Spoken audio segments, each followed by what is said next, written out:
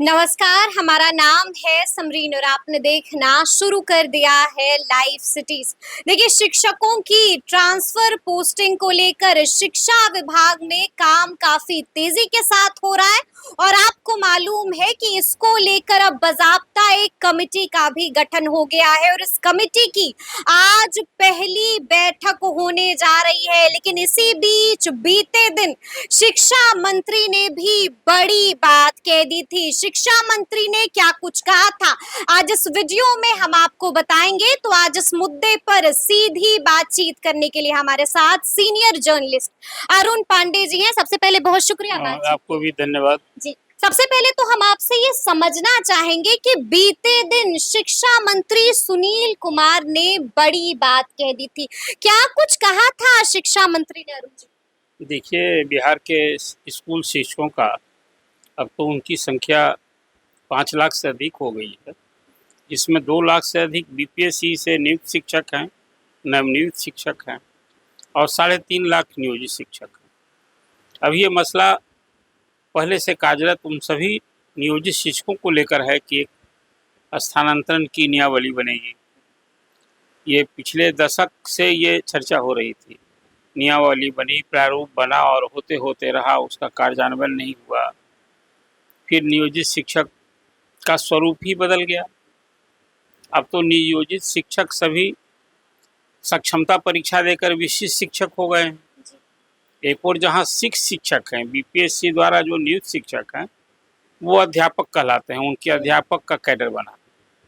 और जो नियोजित शिक्षक विशिष्ट शिक्षक हो गए हैं तो विशिष्ट शिक्षक का एक कैडर हो गया है। अब इन्हीं शिक्षकों के संदर्भ में शिक्षा मंत्री सुनील कुमार ने कल बातें कही, वो उसमें 2-3 बातें महत्वपूर्ण, लेकिन जो बातें महत्वपूर्ण है उससे एक बड़ी बात है वो ये कि नियोजित शिक्षकों की जब परीक्षा ली गई, ये अनिवार्य कर दिया गया कि नियोजित शिक्षक को भी सरकारी कर्मी का दर्जा देने के लिए परीक्षा तो देनी ही देनी होगी।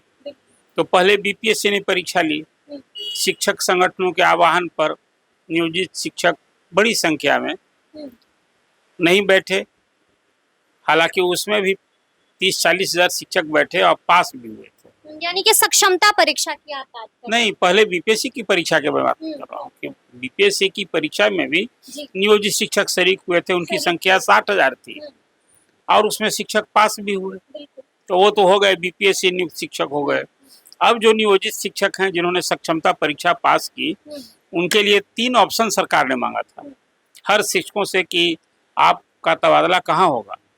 तो उन्होंने 3 जिला दिया था और उसमें हुआ था कि मेरिट के हिसाब से उनको first choice, second choice, third choice मिलेगा और नहीं तो फिर यदि पद नहीं रहेंगे तो सरकार जहाँ चाहेगी वहाँ तबादला होगा। मतलब तबादला उनका अनिवार्य था, लेकिन ऐच्छिक तबादला था वो इस अर्थ में कि उनसे जिला मांगा गया था। तो सरकार कह रही थी, आपको याद होगा इस मसले को लेकर भी विधानसभा के बजट सत्र में भारी हंगामा हुआ था, शिक्षक प्रतिनिधि इसका विरोध कर रहे थे और तत्कालीन शिक्षा मंत्री विजय कुमार चौधरी ने हाउस में बिल्कुल साफ तौर पर कहा कि ये शिक्षकों का जो तबादला है वो कोई अनिवार्य तबादला नहीं है, कोई हम पनिशमेंट में नहीं कर रहे हैं, ऐच्छिक तबादला कर रहे हैं। ये जो नियोजित शिक्षक सक्षमता परीक्षा पास करेंगे तो उनसे हमने जिला मांगा है और जिले के आधार पर हम उनकी पोस्टिंग करेंगे, परीक्षा पास होंगे। अब उसमें आज की तारीख में बिहार में 1,80,000 से अधिक नियोजित शिक्षक हैं जिन्होंने सक्षमता परीक्षा पास कर ली है और उस पहले की तैयारी के अनुसार उन सबको जहां काम कर रहे हैं वहां से उनके दूसरे जिले में तबादला होना है। इस बीच अब नए शिक्षा मंत्री सुनील कुमार ने जो कल एक बड़ा बयान दे दिया, उस बयान का तात्पर्य है कि फिलहाल जो नियोजित शिक्षक अब विशिष्ट शिक्षक बन गए हैं उनका तबादला, जो सामूहिक तबादला होना था, जो अनिवार्य रूप से होना था, जो ऐच्छिक तबादला था, फिलहाल वो तबादला रुक गया है। फिलहाल वो तबादला रुक गया है, बड़ी बात हाँ, अब नियोजित शिक्षक तो अभी बाट जो रहे थे कि बस अब जिलों में तैयारी हो रही है और उसकी मॉनिटरिंग हो रही है, उसकी नीति बन गई। के पाक्टर अपने कार्यकाल में अधिकारियों को निर्देश दे रखा था, उसके हिसाब से सभी जिलों में ये काम हो रहा था और अब उसके बाद वो आज जो शिक्षा मंत्री ने कल बातें कही है उससे एक बात हो गई कि वो सारी तबादले जो के पाठक ने जो जिस मोड पर तबादले की बात की थी, जो ढांचा तैयार किया था, जो वो फिलहाल रुक गया है तबादला। फिलहाल तबादला हो अब गया। फिर सरकार ने कहा है कि नहीं, स्थानांतरण और पदस्थापन की हम नई नीति और नियमावली लेकर आ रहे हैं। जी, जी, तो एक है कि अब नई नियमावली आ रही है जिसके चलते एक उच्च स्तरीय कमेटी बनी है, 15 दिनों में उससे रिपोर्ट मांगी गई है। एक बात तो ये है। दूसरा कहा है शिक्षा मंत्री ने कि हम शिक्षकों के स्थानांतरण पदस्थापन में मानवीय पहलू को ध्यान में रखेंगे। मतलब हम किसी शिक्षक का जो हम तबादला करने जा रहे हैं तो हम पेन नहीं देंगे, हम दर्द देने के लिए नहीं कर रहे हैं, उनकी परेशानी क्या हो सकती है इसका ध्यान रखेंगे। एक बात ये उन्होंने कही है। दूसरी बात कही है, देखिए अब सरकारी कर्मी बन गए, जो नियोजित शिक्षक संस्था परीक्षा पास कर लिए वो सभी विशिष्ट शिक्षक हो गए हैं और वो शिक्षकों को अब सरकारी सुविधा जो बीपीएससी से पास शिक्षकों को मिलता है वो सुविधाएं उनको मिलने लगेगी। मतलब सभी सरकारी कर्मी का दर्जा हो जाएगा, हो गया है, परीक्षा पास हो गए तभी से। और उसके बाद अब उनको उसी हिसाब से सरकारी कर्मियों को भी पति पत्नी को एक जगह ट्रांसफर पदस्थापन की भी नीति है, तो इन शिक्षकों को भी उसका लाभ मिलेगा जैसा कि शिक्षा मंत्री ने कहा है। और तीसरी बात कही है कि जो बीमार हैं, विकलांग हैं, उनके संदर्भ में भी सरकार तो मानवीय पहलू में ही ना आता है और इस सरकारी कर्मी के संदर्भ में भी ये बात कहीं ना कहीं ये सुविधा मिलती रही है। एक बात देख लीजिए, अभी तो पहले से नियमावली थी शिक्षकों को उनके सेवा काल में 2 ही बार ट्रांसफर होगा। अब तो शिक्षकों का जो जिला कैडर न हो गया, आप जिला से बाहर कर रहे हैं तो जिला कैडर हो गया है। और विशेष परिस्थिति में निदेशालय निदेशक या सरकार जो है किसी शिक्षक को कहीं जिला से बाहर भी तबादला कर सकेगी, यह भी नीति हुई है। तो अब जो ट्रांसफर की नई नीति आई है उसमें कुल मिला जुलाकर बिहार के जो नियोजित शिक्षक जो अब विशिष्ट शिक्षक बन गए हैं उनके संदर्भ में शिक्षा मंत्री ने जो बातें कही है उसका इमीडिएट इफेक्ट ये हो गया है कि नियोजित शिक्षक जो विशिष्ट शिक्षक बन गए हैं उनका सामूहिक तबादला होना था 1,80,000 का, जिलों से बाहर होना था। जो विभाग की तैयारी है वो थम गई है, रुक गई है। अब नई नीति आएगी, नियमावली आएगी, तब उसके अनुरूप उनका तबादला होगा। कि आप यही कह रहे हैं कि नियोजित शिक्षकों ने जो ख्वाब सजाया था फिलहाल उस अरमान पर, उस ख्वाब पर पानी फिर गया है। देखिए नियोजित शिक्षक में सभी लोग इस तबादले के पदस्थापन की इस नीति का समर्थन नहीं कर रहे थे। देखिए इसमें 2 तरह की बातें हैं। ये सारे लोग स्थानीय निकाय द्वारा, पंचायत, शहरी निकाय द्वारा, इसमें अधिसंख्य वैसे शिक्षक हैं और पहली बार जो लोग बहाल हुए थे वो तो अपने घर आंगन और अपने प्रखंड में हो गए थे बहाल, अपने पंचायत में हो गए थे, तो उनके लिए तो सजा थी ना, उनको अब बाहर जाना था। तो उनका तो ख्वाब अब रहने पर न पूरा होगा कि अब उनका तबादला नहीं होगा। बहुत सारे उसके बाद के कालखंड में 12-13 के बाद जो शिक्षक बहाल हुए, नियुक्ति जब हुई ना तो उसमें पटना का शिक्षक मोतिहारी भी गया, मुजफ्फरपुर गया। ऐसे शिक्षकों को घर वापसी का स्कोप बन रहा था जो आपने कहा कि उनके ख्वाब पर, उनके अरमान पर पानी फिर गया है। फिलहाल के लिए पानी फिर गया है। हम आपसे ये भी समझना चाहेंगे, तो अब हम ये तय माने ना, क्योंकि बीते दिन शिक्षा मंत्री ने बड़ी बात कह दी, साफ साफ कह दिया कि अगर हस्बैंड भी टीचर हैं और अगर वाइफ भी टीचर है और किसी को मेडिकल इशू है तो हम वैसी जो सिचुएशंस है उन लोगों का तबादला कर देंगे। यानी कि अब उनको मनचाहा जिला मिल जाएगा। हाँ, वैसे अब ऐसे ही शिक्षकों का सीट तबादला होगा। फिर वही बात, अभी देखिए अभी स्थानांतरण नीति स्पष्ट रूप से आ जाने दीजिए। एक तो जो मैंने बात की थी के पाठक के कार्यकाल में शिक्षकों के स्थानांतरण पदस्थापन का जो ढांचा तैयार किया था फिलहाल वो रुक गया है। अब जो नई नीति नियमावली आएगी उसमें जो शिक्षा मंत्री बता रहे हैं, देखिए अभी तो सरकारी कर्मचारियों का हर साल जून महीने में तबादला होता है, शिक्षकों पर तो ये लागू नहीं ना है। शिक्षक को तो था कि उनके सेवा काल में 2 बार ट्रांसफर किया जाएगा, उनका जिला में तबादला होगा, तो जिला में भी तबादला, तो यदि ये तबादले की ये सिलसिला सरकारी कर्मी की तरह हुआ करेगा तब तो शिक्षकों का एक ट्रांसफर उद्योग चलने लगेगा। सरकार को ये बहुत ध्यान देने की बात है। एक कहे कि शिक्षक संवर्ग सबसे बड़ा, जो कर्मचारियों की सबसे बड़ी फौज कौन है, शिक्षकों की है। तो आप इसको देखिए, तबादले को प्रमोट मत कीजिए, तबादले को जहां अनिवार्य हो वहां तबादला कीजिए। जिस स्कूल में शिक्षकों की कमी है, विषयवार शिक्षक नहीं है, वहां शिक्षक दीजिए।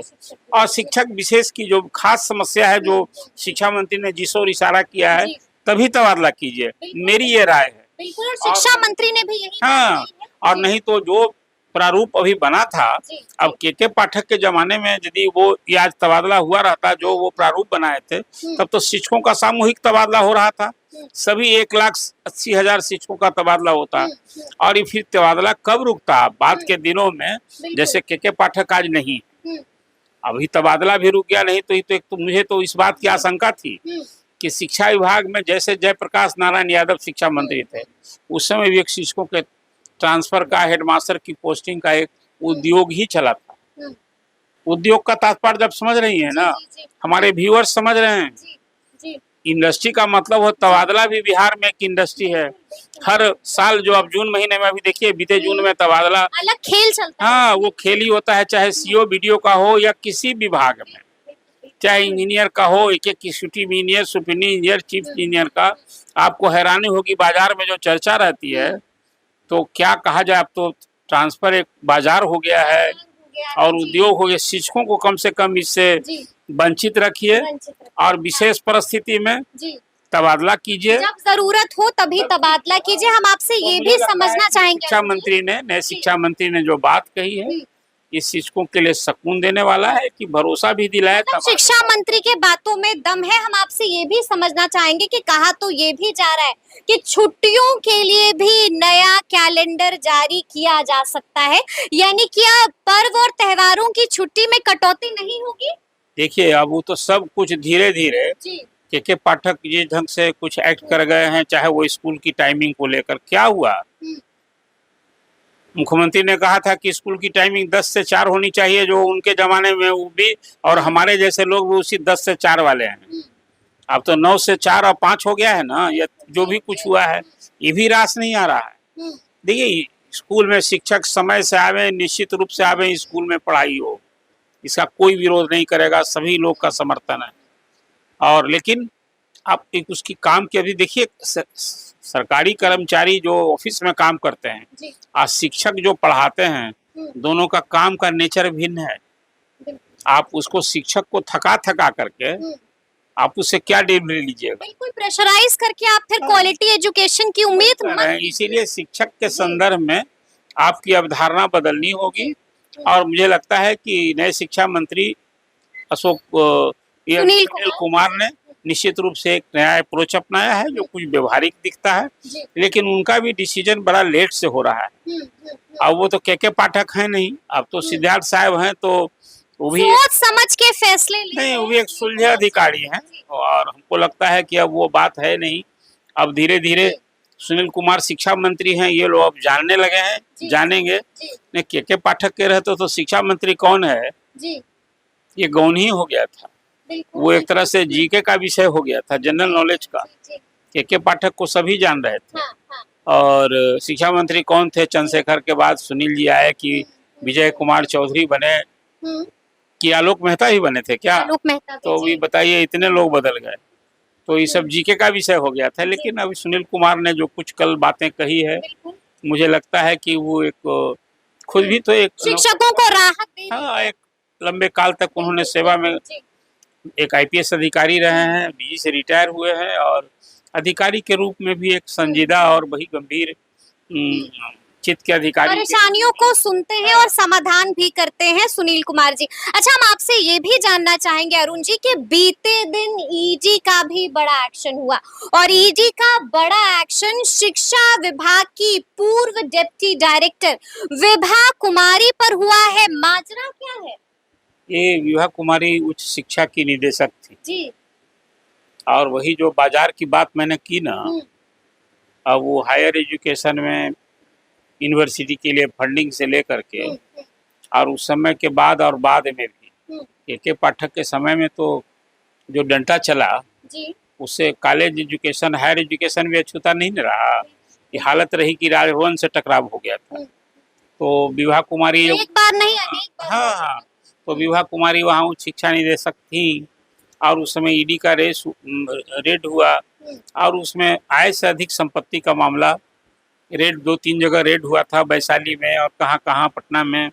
और फिर उसके बाद उनकी कई जगह bank account, 50-60 bank account, 2-2.5 crore रुपए की संपत्ति, अब वो उसने उस सबको अभी जब्त किया है ईडी ने। देखिए, विभाग में शिक्षा विभाग में भी जो जिला प्रखंड स्तर तक जो आम शिकायत सुनने को मिलती है, सचमुच में अब वो सुनील कुमार शिक्षा मंत्री बनने हैं, थोड़ा इनको अब वो भी जलवा दिखाना चाहिए कि विभाग में जो भ्रष्टाचार है जी उस पर कैसे अंकुश लगाया जाए और जी। कहाँ कहाँ कैसे भ्रष्टाचार हो रहा है। जी अभी तो शिक्षा मंत्री को देखना चाहिए, जी। एक मुश्त अभी पूरे कई बिहार। शिक्षकों को हटाया भी जा रहा हाँ है। देखिए, अब वो तो शिक्षा मंत्री एक्शन में है। नहीं वो सब तो जिसका जाली प्रमाण पत्र हो गया जी, तो उसको जी, तो जी। हटाना ही ना पड़ेगा। हम्म, आपको जो नियोजित शिक्षक की जब जांच हो रही थी ना, उसमें ये हुआ तो 1200 ऐसे शिक्षकों का मामला आया था, बिल्कुल, बिल्कुल। तो वो सब तो हटाना संख्या लगातार बढ़ती बढ़ जा रही जा रही है। हम्म, अभी तो बहुत लोग अपीयर ही नहीं हुआ था, बहुत लोग परीक्षा नहीं दिया, जी, सुप्रीम कोर्ट तक मामला गया, सुप्रीम कोर्ट ने तो कह दिया कि भाई नौकरी करना है तो किसी आवेदन नहीं लिखा। हैरानी जताई सुप्रीम कोर्ट ने कि भाई वो जिसको एक एप्लीकेशन नहीं जी, लिखने जी, आता बड़ी है, टिप्पणी हाँ, करी थी। कहा कि आपको नौकरी करनी है तो सरकार यदि गुणवत्ता सुधार के लिए यदि परीक्षा ले रही है, आप इससे क्यों भाग रहे हैं? आप भागेंगे यदि तो आप शिक्षक कैसे रहेंगे? बिल्कुल। तो फटकार ही नहीं लगाई वो, उसने जी। भी सरकार ने जो कदम उठाया है उसको सपोर्ट किया। हाँ। इसलिए शिक्षा विभाग में तब भी मैं मानता हूँ कि जितना इसका व्यापक स्तर है, निश्चित रूप से एक बड़ी सर्जरी की जरूरत है। और अभी शिक्षा मंत्री से भरोसा किया जा सकता है, इसीलिए कि खुद एक आईपीएस अधिकारी रहे, तो थोड़ा आपने उस तजुर्बा, डिसिप्लिन में रहते भी हैं और डिसिप्लिन में रखना लोगों को जानते भी हैं। तो वो उसको अब कहीं रिफ्लेक्शन होना चाहिए। संजोग सब अधिकारी भी सब उनके अभी जो विभाग के अब वो जो एडिशनल चीफ सेक्रेटरी हैं वो भी उनके मन लायक हैं, काम करने वाले अधिकारी की छवि है उनकी। वो तो के पाठक तो लड़ने वाले अधिकारी की छवि थी, तो काम से अधिक लड़ाई ही ज्यादा किया करते थे। वो सब लोग प्रताड़ित था, शिक्षक तो प्रताड़ित थे। सच पूछिए, पूरे ये नीतीश जी का जो कालखंड है ना, उसमें बिहार के शिक्षक किस ढंग से प्रताड़ित होते रहे, वो भी एक समझिए कि इतिहास ही बन गया है। इतिहास ही बन गया है। तो सुना आपने क्या कुछ कहा है अरुण पांडे जी ने। देखिए तफसील से हम लोगों ने बातचीत की है, तो फिर ये पूरी बातचीत आपको कैसी लगी है कमेंट करके हमें जरूर बताइएगा। तो ऐसे तमाम अपडेट्स के लिए ऐसे ही हमारे साथ बने रहिएगा और देखते रहिएगा लाइव सिटीज। बहुत शुक्रिया।